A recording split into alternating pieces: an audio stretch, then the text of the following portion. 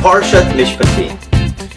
First thing, in terms of all the rules governing society, comes up with the weird case of Eved Ivri, Hebrew slave.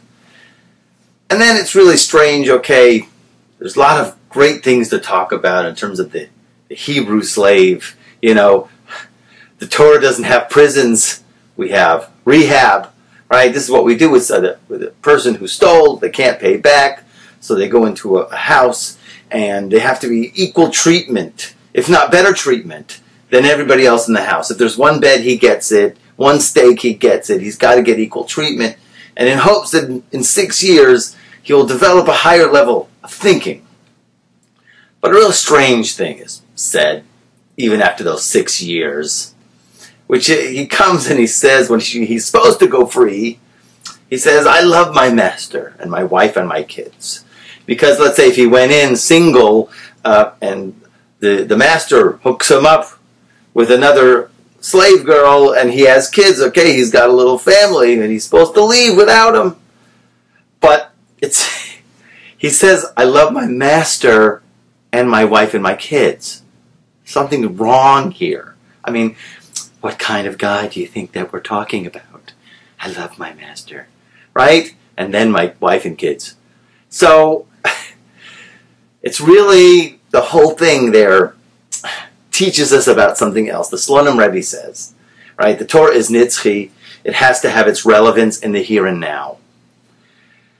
And we don't have slaves anymore. So what's it talking about? What does it have to do with, unbelievable. There are three types of slaves. One is the first part that it's talking about, which is the Eved Ivri, the Hebrew slave. Now the Eved Ivri, it's really talking about somebody who serves God. And he serves God with all of his heart. That he does the actions not necessarily for the wife and for the kids, right? He serves his master only for his master's sake. He does the mitzvahs, he does the commandments. Because a rose by any other name is a rose. That's who he is. That's what he does. That's his fulfillment. Yeah, there's good things, there's fringe benefits, there's a reward in the next world. No.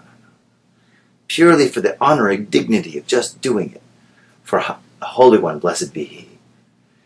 And the wife and the kids are really a symbol of Shabbos. That's the symbol of the wife, as we know that the Jewish people are married to Shabbos. It's their soulmate. And the kids are the good deeds of the righteous person. So, yes, there's Shabbos and the holiness of Shabbos. And yes, there's the good deeds, but just doing it for the master, that is the highest. That's why it says that he starts off saying, I love my master and my wife and kids. But then there are two other types of servants. There's the Canaanite slave. The Canaanite slave, well, he is working for the dark side of the force. This is the one who's basically only involved in his desires and goes through his desires all day long. Who is he serving? And then there's the half-half. Who's the half-half? Someone who is half free, half slave. Actually, they talk about this in the Talmud. What do we do with a guy like that? He can't get married. Who's he going to marry? He can't marry a free person because he's half slave. Can't marry somebody slave because he's half free. But he's got to do the mitzvah of being fruitful and multiplying.